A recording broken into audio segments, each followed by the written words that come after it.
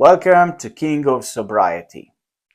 If you're the person which struggles with alcohol, or you consider yourself that maybe you got a little bit lost with it, and you're already coming down to the point that you're probably being very dependent of alcohol, or you are the person who's actually planning, if we can call it, your sobriety in terms that you're preparing yourself to it, then hi, because you are in a very, very right place. Alcohol addiction itself is something very difficult to fight with, if we can call it fight. Um, Majority people have a situation they getting lost, or as I like to say it, the kind of a border between being addicted and not being addicted is such thin line between the two stages that you actually don't even know. And when you are actually becoming addicted, before you realize, probably you're already deep into it. If you're thinking there's something wrong with you, everyone around you calls you a loser, or everyone just look at you in that kind of a perspective, there is a hope. There is a hope, because I am going to show you today that is not everything lost. So buckle up, be ready, let's get to it. To become a person who's drinking, very heavily, that's something which actually comes up to the point when you need time to do that, right? To become some kind of a master, I would say, of drinking, that means you needed to go into some battles, right? You need some time, you need some kind of skills or abilities to be there. Well, and it looks like that these abilities you possessed, actually these are the abilities that probably they've been invested in the wrong place. And that wrong place is actually nothing else but drinking alcohol. And it doesn't matter in kind of what kind of a stuff you get into it, in perspective that maybe you're the person who comes up with a broken family, or maybe you're the person who was totally fine from okay family, but then you've met some people on the way, or you've been to some places and then you got hooked. It doesn't really matter what the story is behind you, because I can assure you that in many stories, would you think that you by yourself, you're actually not. There's a plenty of people which they will have definitely the same stories like you, but technically speaking, to find that kind of a person is very difficult, because normally you don't see them in your life. So there's a case like, if you understand where you are, that's a great stuff, because understanding the mechanism and how the stuff works around you, that will definitely help you later, how you can twist and shake things to get yourself where you want to be. And the only way, and the only actually road through that, is the sobriety, which means no more alcohol. And then it doesn't matter if you're scared, or you're just scared of the situation that you're not gonna drink anymore. Don't worry about it. This is nothing you should be concerned about at this moment right now. First ability as a master of doing your drinking, what you possess, is basically speaking planning. But come on, let's face it. If you think about how you twist and you turn things around just to make sure that you're going to be drinking, because you're technically speaking planning that stuff. You're waking up on the morning, you know what is the must do, or stuff I can get away from, or that I can skip it for the next day, or whatever the time will be, so I can schedule everything around drinking. So you're planning. You're very good at planning, as I said. I mean, if you want to be good at something, that means you have to practice stuff. So one of the abilities you have is actually planning. Well, let's face it.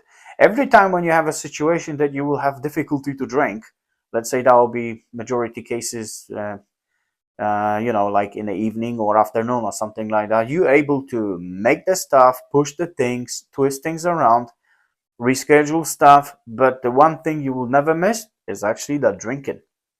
Second ability that you have is actually being persistent. You're very persistent. I mean, anything else might happen around you in your life, that you will not give up from drinking, because you're very persistent, right? So you kind of schedule yourself towards it. And no matter what happens around you, you will have that drink. I mean, I know it's not a good stuff, and it's not the way how you're supposed to live, and probably you understand that. But if you look from that perspective, you've been doing that for very, very, very long time. Even if we're talking about years or decades in some cases, but still, look at this. Look how focused and persistent you are going towards that goal, because you're gonna achieve it no matter what, right? So that's the second ability you're doing it. The third one you have is actually ability to negotiate.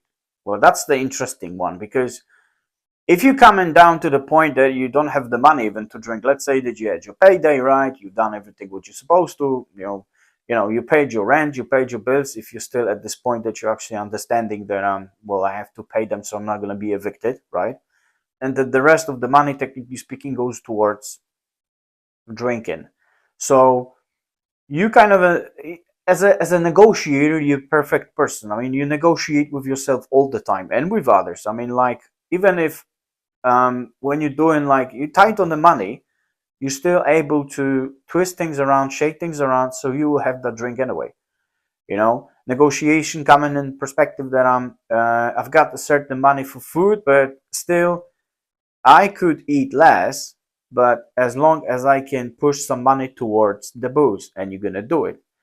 The other thing of negotiation shows you as well, when you have a situation, you become a little bit like an entrepreneur, someone who's he needs to have a drink, and it doesn't matter if do I have the money or I don't have the money, I still will get the point that I will drink, right? So the persistence, the planning, and that negotiation comes together. So then I open that kind of a businessman way in you. You will call friends, you will talk to friends, you will get the money anyway, you will borrow the money, you will sell something, for instance, just to have that drink. I know this is pretty much in some cases very late stage, but it happens that way. We're doing that. You're able to even cut deals if you have to. I mean, you will borrow from someone 20, but you need that money so much. So you will, let's say, borrow 20 and you're okay to pay back 25. Even if that deal is not good for you because there's a heck of interest on it, you're still going to do it. Or even in some small places, like, probably, because everyone has some kind of favor shops to go, places they understand you, or maybe you've been coming up short with money at some point. They've been okay to just kind of, give you a chance to take what you want and pay money back later. So then this is actually negotiation, because you needed to go somewhere, try to kind of, expose yourself in terms that you're going to do some kind of a talking to someone, and you need to be initiative with this one as well. So it's very much like entrepreneur. You try to sell yourself, right, to others, so you will get what you want. I mean, that's like a real businessman is doing it. So you're a businesswoman. That's what you're doing. So that is very, very another positive thing, but it's being twisted in the wrong place. And then you cut the deals. You have a situation that, let's say, you borrow some money in perspective that you're going to be taking the booze, but then you're going to be paying later, so you create a kind of a debt. But these are all ideas which you come in from just to get to the point that I'll be able to drink. I mean, I know that probably you never look from that perspective, but that's exactly what it is. You're using your abilities in a very perfect manner to achieve what you want. Number 4 will be something like ability to socialize. You can do that, right? Because just because you're in a need, you need to speak to the people. I mean, on the beginning, probably when you've been okay with, doing pubs and clubs and, clubbing, stuff like that, you've been always getting around the people they've been drinking as well. So you will have, like, good time with them. Whatever you've been thinking is a good time, but later probably was turning into some kind of a bad hangovers. But, it's like, you probably been thinking that they've been good memories and stuff, but that was pretty much in a time before you actually was hooked or you getting hooked. So then that actually as well helps you later, because you can quickly and nicely socialize with others. That's why you kind of don't have a problem to approach, even stranger people, just to get what you want. Like that was that situation in a shop, right? First you come into the shops, you're doing shopping, getting familiar with people, and then later you're using that situation to get what you want. So in that perspective, it will be alcohol. Even if you're going to be the short of the money on a situation, you always come up with something. But because you've been coming there on a regular basis and you've been always paying your debt, then automatically these people start trust you. So the trust is actually something you gain, and you always make sure you're probably going to be in a situation that you're going to be missing some payments on something, but you know that in a liquor shop I have to pay the debt, so that I'll be able always having a situation like, so I can get it more, right? Anytime I need, anytime I'm coming short, I know I can get, then they'll be okay for me just to write it down, the amount of the money I owe, and pay next time when we're going to see each other. So that requires as well to be able to socialize, because at first you're talking to some stranger people, but then you kind of abide them, you sell the trust, they trust you, and there you go. That's another one. Number 5 is going to be ability to focus. You have a mission, you have something to achieve, and you're not gonna, just sit on a carpet and cry, I'm not gonna do it, or what I'm gonna do, I would like to drink, but I need to do something about it. But, it's like you're not gonna be like, oh, yeah, it's well, it is what it is. I'm not drinking today because I don't have anything. No, you're being focused on the mission. The mission is there, and you're gonna do it. And these years of all these experience you put in, and on top of it, it's like the same will be with your sobriety, brick after brick, day after day. And here was just a different story. You've been doing brick after brick, day after day, but going towards the drinking. But your focus, your persistence, your abilities to socialize, and all these things you use in it just to get to the one point. So I will have to drink, and it doesn't really matter, because that focus later works to you a kind of in damaging way, and all these things you do in it, because you're gonna start losing people around you. You will be becoming more and more selfish. That's like the majority masters in anything they do in it. They have to look at them first to achieve the point to stand on the podium. But this podium is actually nothing to be proud of, to be fair, which we actually realize that stuff later. But still, you need to have them things to get you to that point, so you will have that drink. All these abilities, all these, things you do in it, all that great stuff which is within you, made you to be in that specific place. It's just because your stuff was invested in the wrong place. But as I said already, I mean, everyone comes through the different experience, right? Some people getting hooked very, very early when they're young. Some people getting hooked later on alcohol and drinking. I'm sorry, that stuff happens, you know. We got even the situation when the people are drinking until, let's say they 40, they stop, and they coming back to the drinking when they 60. Things like that happens as well, because they're thinking, I'm old right now, I don't have much time left, so I want to enjoy myself.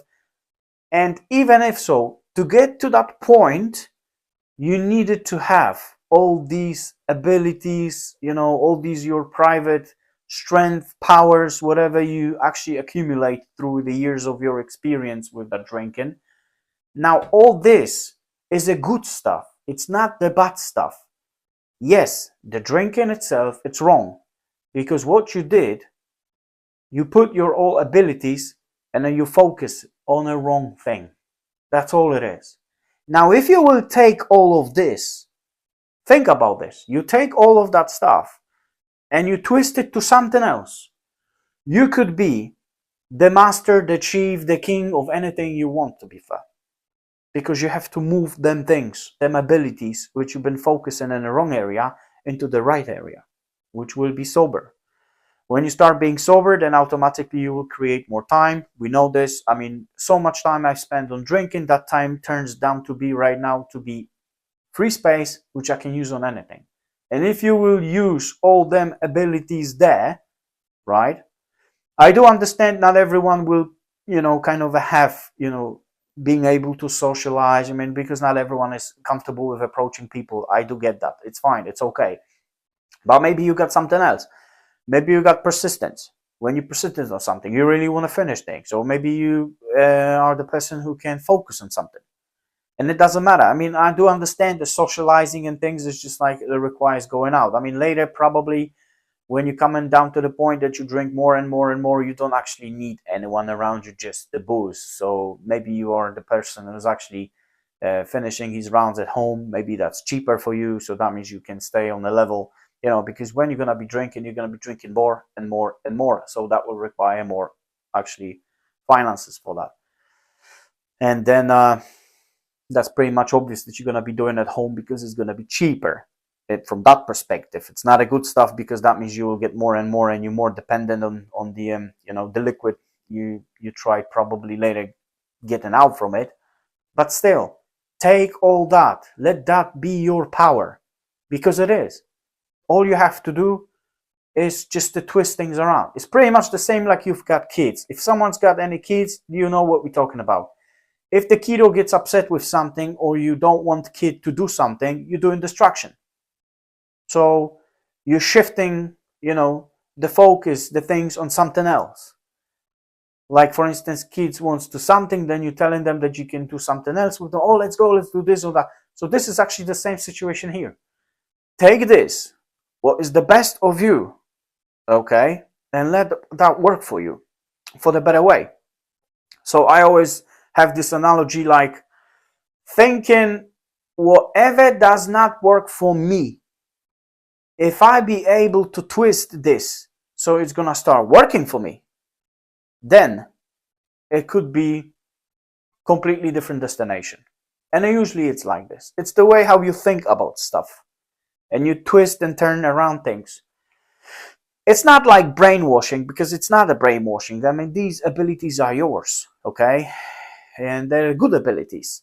And they actually characteristics which they help you to get somewhere. That's why you got on that point when you're very heavy with drinking right now, if that's the case. So there you go. I mean, you have to think about that you can use them bad things or the bad things and just, twist them nicely to work for you. Let them pay for you. In perspective that they will keep you on your sober way. And the sober is not only sitting at home and crying because I cannot drink or something like that. Being sober means actually pursuing all that stuff, because there is probably a lot of things you have not unraveled yet. You don't know. By trying things, doing things, but you can always use them lovely abilities you have, because you are the lovely person inside.